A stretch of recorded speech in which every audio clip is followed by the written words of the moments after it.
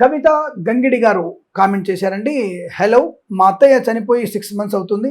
ఏటి సూతకం ఉంటే పూజ చేయొద్దు అన్నారు. సూతకం ఉన్న వాళ్ళు దేవుడి పటాలు కూడా ముట్టుకోవద్దా? గ్రహణం తర్వాత దేవుడి పటాలు క్లీన్ చేద్దామంటే పటాలు ముట్టుకోవాలా వద్దా అని డౌట్ అని చెప్పారు. ఎవరు చెప్పారమ్మా ఈ విషయం?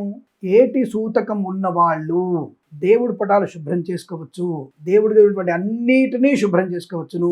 ధూపము, దీపము, నైవేద్యము, మంగళహారతి, గంట కొట్టడము చెయ్యవచ్చును. మీ కాలనీలో మీ ఊర్లో ఉన్నటువంటి దేవాలయానికి వెళ్ళవచ్చును, అక్కడ దేవుడికి అభిషేకం చేయించవచ్చును, అక్కడ ఉన్నటువంటి స్వామివారి శటగోపం పెట్టుకోవచ్చును, తీర్థ ప్రసాదాలు తీసుకోవచ్చును.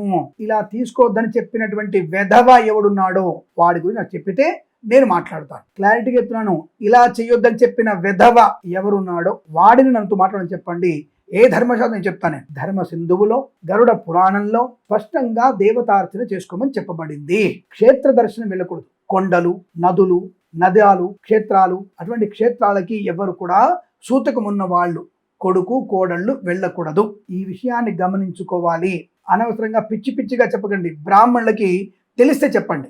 తెలియంది ఇంత, తెలిసేది ఇంత, చెప్పేది ఇంత. జాగ్రత్త. మర్యాదగా మీరు మన ధర్మాన్ని కాపాడండి. ఇటువంటివి చేసి నష్టాన్ని కలిగించకండి.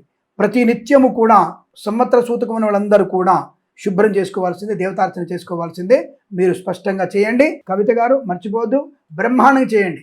నేను చెప్తున్నాను, మీకు ఇంట్లో శుభకర యోగం ఉంటుంది కాబట్టి తప్పకుండా చేయొచ్చును.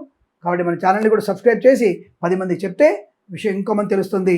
శుభమస్తు. ప్రేమతో మీ కిరణ్ శర్మ.